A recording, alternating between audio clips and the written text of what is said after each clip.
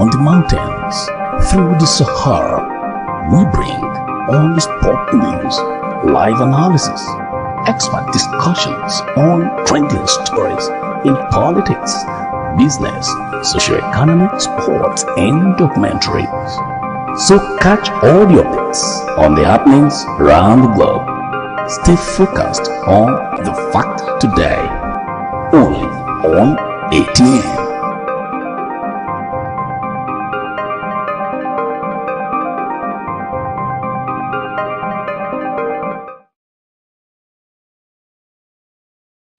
From the lines across the ocean to the land beyond the mountains. Welcome to Atlantic Television Network Health Forum.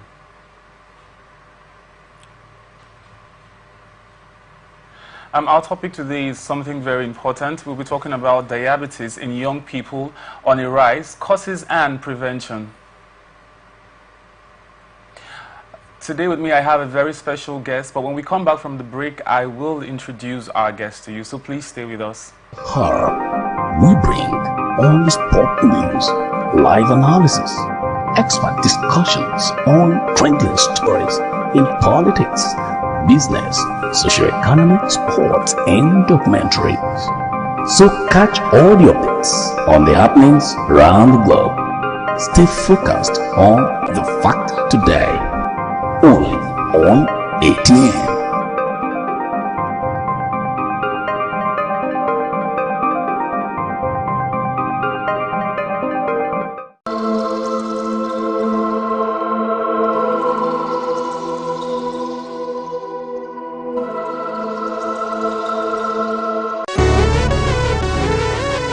Every day our lives are changed by history. We are one people, all of us. Leaders, politics. Nobody's ambition is what I have fought a very firmly. Natural occurrence. From the lines across the ocean to the land beyond the mountains, through the Sahara, we bring all the sport news, live analysis, expert discussions on trending stories in politics, business, socio-economic, sports, and documentaries. So catch all your bits on the happenings around the globe. Stay focused on the fact today, only on ATN.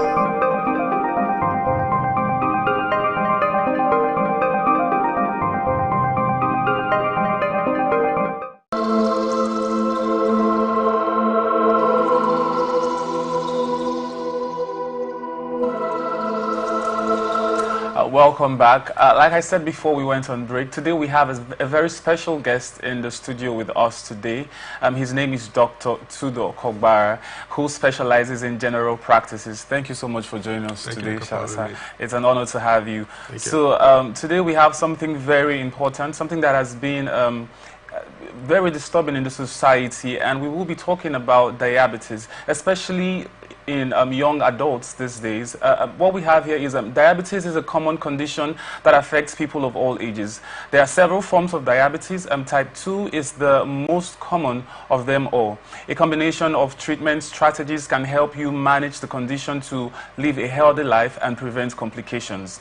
Diabetes is a condition that happens when your blood sugar is too high, and it develops when your pancreas doesn't make enough insulin or any at all, or when your body isn't responding to the effects of insulin properly. Diabetes affects people of all ages. Most forms of diabetes are chronic, which is a lifelong, and all forms are manageable with medications and or lifestyle changes. Glucose mainly comes from carbohydrates in your food and drinks. It's your body's go-to source of energy. Your blood carries glucose to all your body cells to use for energy. When glucose is in your bloodstream, it needs help to reach its final destination. The key is insulin, a hormone, and if your pancreas isn't making enough insulin or your body isn't using it properly, glucose builds up in your bloodstream, causing high blood sugar, hyperglycemia. I don't know if that's correct. Over time, having consistently high blood glucose can cause health problems such as heart disease, nerve damage, and eye issues. The technical name for diabetes is diabetes mellitus. Another condition shares the term diabetes insipidus, but they are distinct. They share the name diabetes because they both cause increased thirst and frequent urination. Diabetes insipidus is much rarer than diabetes mellitus. There are several types of diabetes. The most common form includes type 2 diabetes.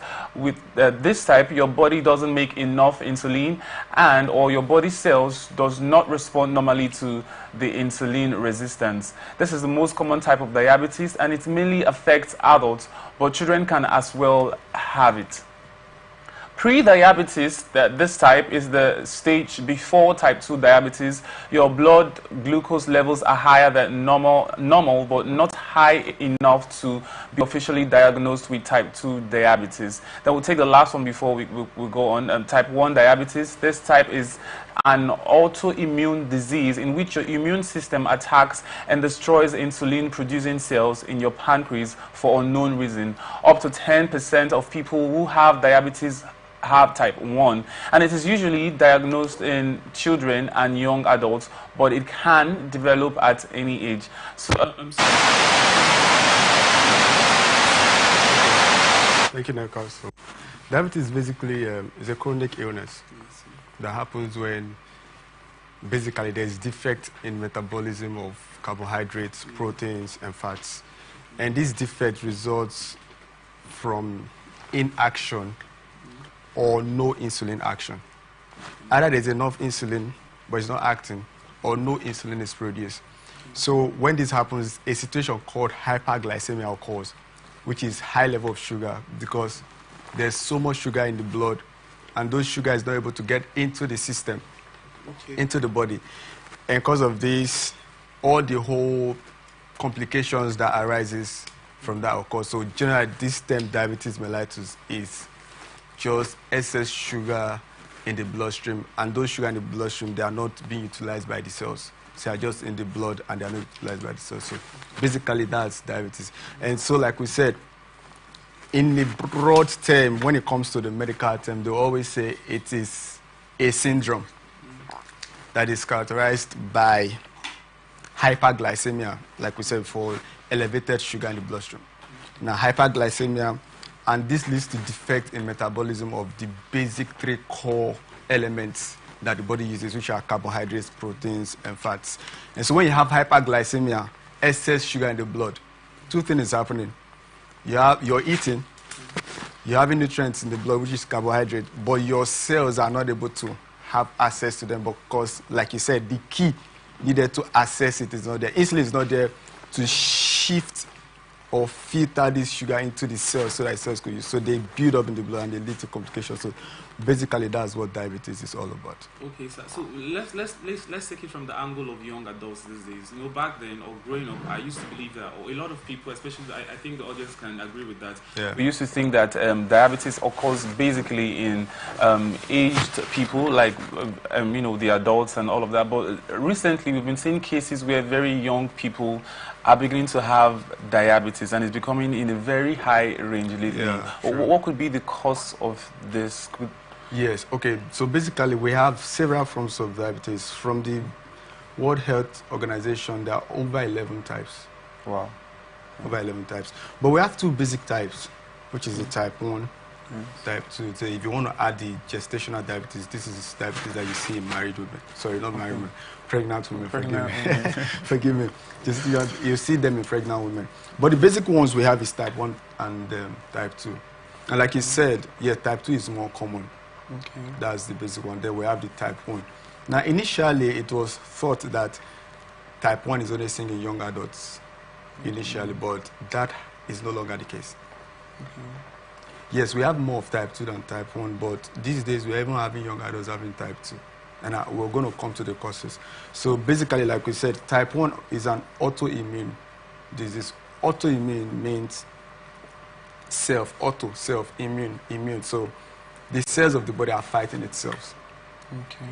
So now we know the insulin itself, being a hormone, is produced by the pancreas. There is the isolate of Langerhans, which is the cell that produces insulin. So when we say autoimmune disease, the cell itself sees the cells of the body, sees the cells of the islet of the pancreas as foreign. And they start fighting and destroys it. So when that happens, there's no insulin produced. Now, autoimmune, that's type 1. But type 2, it's multifactorial. So it's a combination of both hereditary and environmental factors. Environmental factors such as obesity, sedimentary lifestyle, and then hereditary factors such as if you have a family relative, first-degree relative, like your mom or your dad had diabetes, you're at a high risk of having a type 2. Wow. I know I often wanted to ask that question because a lot of persons have been asking if diabetes can be inherited. And I find it, but why is it so? Is there nothing, let me assume a woman or a parent knows that he or she has diabetes. Is there something they can do to prevent it from getting or passing on to their child? Yeah, definitely. Okay, so like we started by saying the type 1, type 2, and then it's getting more common in young adults. So I want to relate to present times and the way society is now to where society was. Now, back then in the days when our fathers go to school, you will see they have this school that has a very large field. Yes, true. So the kids will have time to go and play and all those stuff. But now we have schools this day that is just one tall-story building. There's no facility for exercises and all that. And then you have kids, they leave the house as early as 7 a.m. in the morning, straight to school. They're in the classroom with all the ACs and everything. They sit there, okay, break for how many minutes? Break is just to eat, not to go and play football these days. So now they stay in there till 4 p.m. Then afterwards, they go back home. And the kind of houses we're having these days of you're in your own house, the kids are locked up, unlike back in the days, you have a playground where kids go play. So now, there's a whole lot of sedimentary lifestyle coming up. And then the kind of food we're eating, processed foods and feeds all over the place. Now you have sedimentary lifestyle, and then the whole essence of mothers trying to make sure they feed their kids to make them all plumpy and fat and all that. So obesity is there, sedimentary lifestyle is there. So this has built up an environment to encourage growth of diabetes. Now, like I said, it's a combination of 2 factors. If your mother and your dad has diabetes, you're at risk of having. But if you have a good lifestyle, you would not have it. So environmental factor plays a role. So you have the tendency of having it. But if your environmental factors don't trigger it, you won't have it. But this is not a authority. It doesn't mean this is how it is. You can still have everything coming up, good health, lifestyle, everything you still have it. Wow. Okay, so for so that means in as much as it can be inherited, there's a possibility that you can, kind of curtail. Let me not use the word curtail. You can kind of what's the word? Like a method of preventing it from passing on to the child. Yes, actually. But I wouldn't want us to use the term inherited. Okay, because I feel like if it's, I think that if it's passing on from generation to another generation, then it, okay. Not like inherited. Okay, let me not use the word inherited. Okay. In the sense that if my mom or my dad has, I am at risk. Okay. It's if you say inherit. More like inheriting stuff from like somebody. They would definitely pass it on to you. Okay. But hereditary in the sense that if they have, I am at risk of having. So at risk doesn't mean I am definitely going to have it. Okay. So that's, I don't know if it makes a lot of sense. Okay, yes, it makes a lot of sense. So let's say I have a friend whose parents do not have, and I have. So if I'm at a 50% chance of having, he's going to be like maybe 5%. Okay. But we might both have. Okay. But the fact that you have a parent that has increases your chances of having it. Okay, so like malaria, oftentimes I've heard that malaria is always there in the system, that even when you treat malaria, you don't treat it completely. Does that also apply in the case of diabetes? Is it like something that is naturally there and then grows because of careless living or anything of that sort? Okay, well, diabetes itself is not a disease that you treat. Sorry, sir, is the mic off? It's not a disease that you treat. Yeah, in the sense that it's a condition you live with forever. Okay. So when we see people with diabetes, we say those living with diabetes. Because it's not what you treat and you say, oh, they've treated you and have recovered of it. No. It's a constant so you're going to live with for the rest of your life. Okay. Yeah, it's not a disease or a sickness as it were that you say you treat and then you now say I've recovered. Okay, so you're going to be living with diabetes all your life once you have it. is this okay for those who already have it? For those who already have it. So it's not something that can be cured completely? No, it's not cured. Wow. It's not something you cure. Okay. You live with it for the rest of your life. So when we talk to them, we don't talk to them as if we're talking with those that have a disease. We just say those living with diabetes. Yeah. Okay, so now let's talk about the possible causes, just like you said. It's known that there's an amount or percentage of sugar in almost everything that we eat. So how do you try to avoid, how can you even decipher which food has the right quantity of sugar for you to consume, or what should you avoid and what not to avoid? We had a lot of, a lot of people giving don't eat gari, don't eat this, that. But it's not really about that, because you still need those carbohydrates.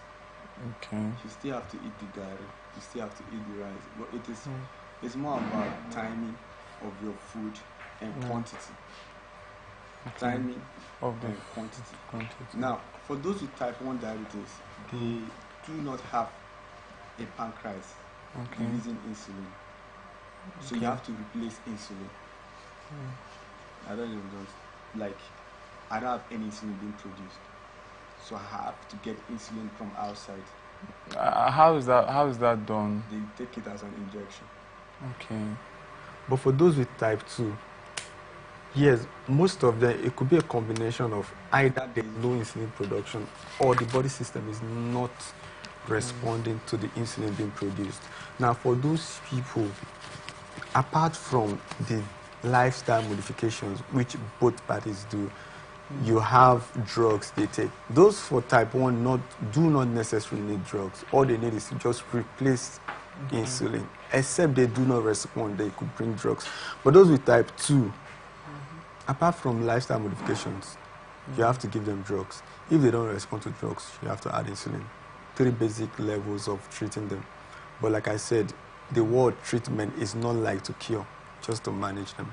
It's a lifelong management. Wow. So the question you asked was what to eat and what not to eat. So basically, if, like I said, the whole idea we normally have, oh, don't eat this, don't eat that, that has been thrown away. You eat what you need to eat, but more emphasis on timing and quantity. So if I know I am diabetic, so I would time my meals and I measure the quantity of meals that I take. But in a good way, I still have to make sure they are balanced. Have carbohydrates there, maybe like some 40 to 50% carbohydrates. Have less fats and proteins, more of fibers in my diet. So that way I have a balanced diet. And then control the amount I take.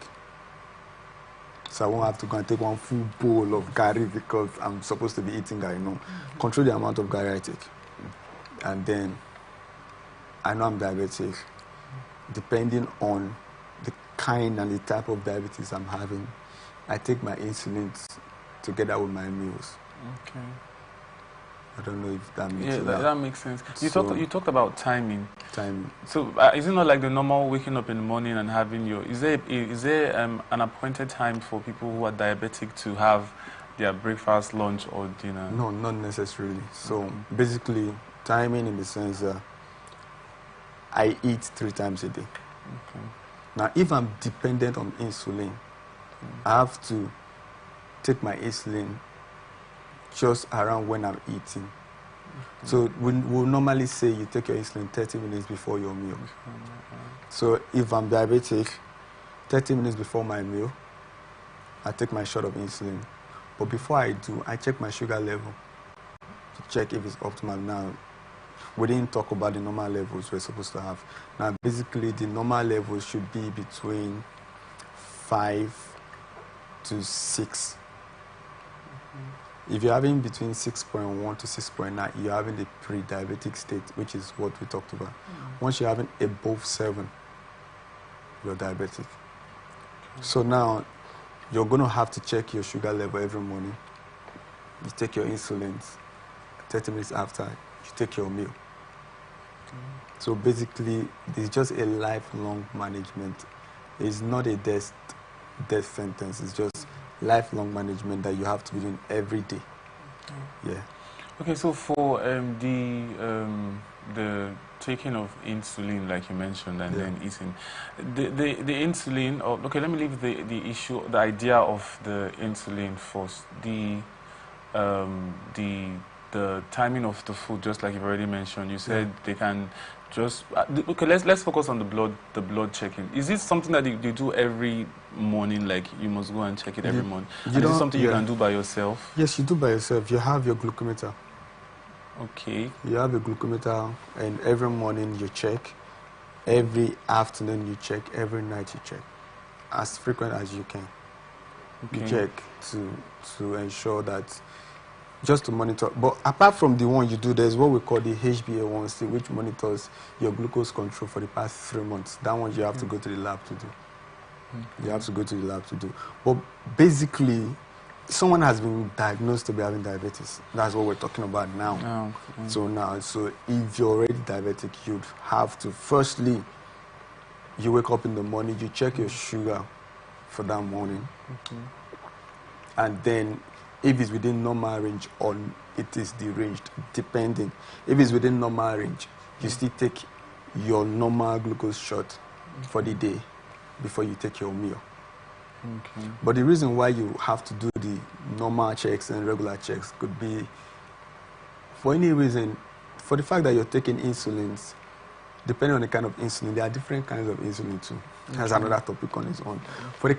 For the fact that you're taking insulin, there's a probability that you can go into hypoglycemia. Now, we're talking about hyperglycemia, having so much of sugar in the body. But hypoglycemia is more deadly than hyperglycemia. The span for someone to pass for hypo is so short. If someone gets hypoglycemia in a matter of minutes, they're gone. So it's more deadly than hyperglycemia. So it's more risky.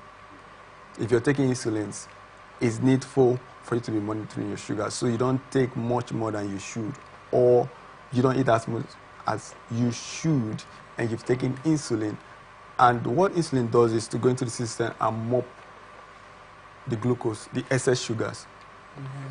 So if I don't have any sugar in the system for it to mop, it takes everything that would have been available, that is called a sugar, and you go straight into coma. Wow. So it's more deadly having to take insulins and not eat properly. That's why I said it's no longer about what you eat.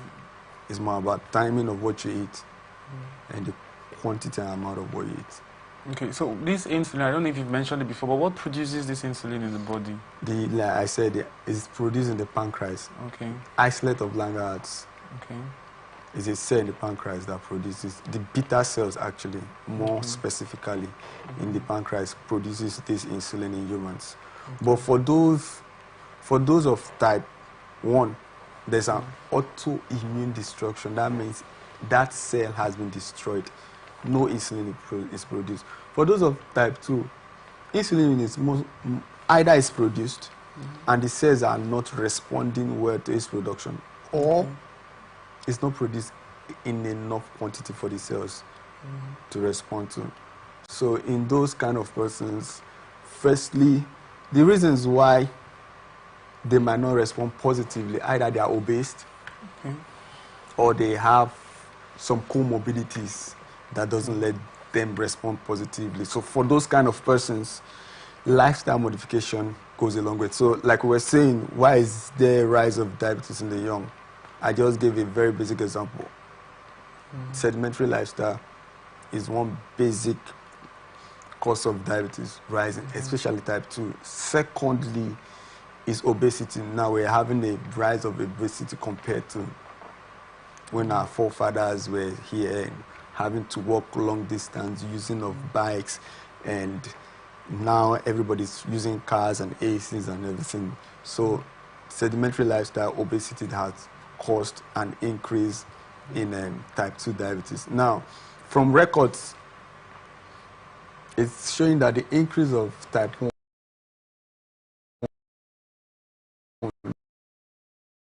is about yearly, type almost 5% yearly. And that's because of the whole sedimentary lifestyle and obesity. So basically, yeah, 2 is increasing much more than type 1. But another cause why you could have an increase in type 1 is because of infections, especially the virus. Once you get infected with that virus, your system will try to fight off the virus, and the virus has a copy that looks like the islet cells. So in that way, they also fight the islet cells. So in that way, the pancreas is destroyed. So the pancreas, beta cells in the pancreas produces insulin. Now, for those that have this cell destroyed, what they do, they rely on externally produced insulin. So we have the ones that are recombinant. Recombinant are the ones that have been structured in the lab. Then we have the porcine gotten from pigs. There are other forms too. There's also the human insulin. So basically, insulin could be either recombinant, there's porcine, there's porcine. So you get them from animals like pigs, and then they reconstitute them and they sell them. So there's a possibility that people who are obese have a higher chance of having diabetes? Yes, once you're obese, you're at risk. The right word to use is at risk. Yes, so you're at risk of having it compared to someone that's not obese. It doesn't mean someone that's not obese will not have it. It just means that for you to be obese. Now, obesity has a way of resisting the cells to the action of insulin. There's obesity, for the ladies, there's what we call PCOS, polycystic ovarian syndrome. That is not a sickness, it's a syndrome. So syndrome of obesity, facial hairs, plenty of ovaries, and then diabetes is also not far-fetched from them.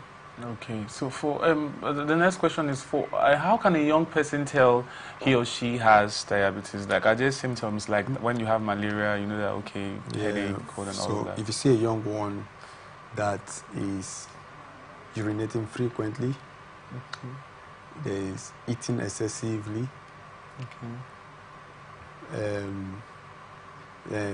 takes and tests for water excessively, or is getting slim and lean. Those are tell signs that most likely this person is having diabetes. And there is an acute complication that comes with it. We call it diabetic ketoacidosis. This mostly is seen in young adults. They have these ketones in their breath. Now, this happens when there's no glucose for the body to feed on, so the body starts feeding on ketones in the body. So when you see these signs, and there are tell signs that most likely this person has diabetes. Okay, the last question is supposed to be, is there a cure for diabetes, or are there preventive measures? So could you just tell us something? Well, like I said earlier, there's no cure. There's no cure for diabetes, but it's a lifelong management principle. And it has 3 basic steps. First is lifestyle modification. Now, knowing that this thing happens if you're obese, if you're living a sedimentary lifestyle, lifestyle modification. Now, there's increase in people going out for exercises these days. It's encouraging. True. You see adults and people, if you come out that's true. very early in the morning, the awareness is getting better now. So lifestyle modification is the first. Exercises, avoid the unnecessary snackings. So you eat purposefully, stay hydrated. And like I said, it's not about what you eat again. It's not like we're trained that aside, but it's more about timing and quantity. And then the other thing is, after lifestyle modification, the next step would be drugs. Now, I'm not saying this so someone will stay at home and be giving themselves drugs, but I'm just giving you 3 cadres of management. So the next step is drugs. There are over 11 different classes of drugs. We call them oral hypoglycemic drugs. So what they do is they reduce the level of sugar. They have different mechanisms. Then the last level of treatment is the use of insulin. Now, these cadres of treatment I mentioned is for those that have type 2, basically. Like we said, because probably the body is not responding. For those with type 1, straight up, you just give them insulin to replace the fact that they don't even have a working pancreas. So that's it. So lifestyle modification, use of drugs, and insulin. Most times you have to combine all these 3 to have a good control. So like I said, there's no cure. It's just a lifelong management principle. Okay, thank you so much, sir. Thank you so much, Thank Dr. you very Tudo. much. It's really amazing to share in your wealth of knowledge. I'm really sure that our viewers have learned a lot from you in today's episode of our Health Forum. And I also believe that there could have been more to say, but we don't have enough time. So that's all the time that we have for today. Tune in next time for more health talks. Until then, remember to stay healthy, because health, they say, is wealth. Thank you so much for staying with us. To stay connected on our Atn socials, Facebook and YouTube, Atlantic Television Network, Instagram and TikTok, Atlantic TV Network 1, Twitter, Atlantic TV Net. You can also watch us live on our website, atlanticnetwork.tv. I beg your pardon. Peace and unity are the pathways to progress. Don't forget that. Thank you so much for staying with us. Do have a nice day. From the lands across the ocean to the land beyond the mountains, through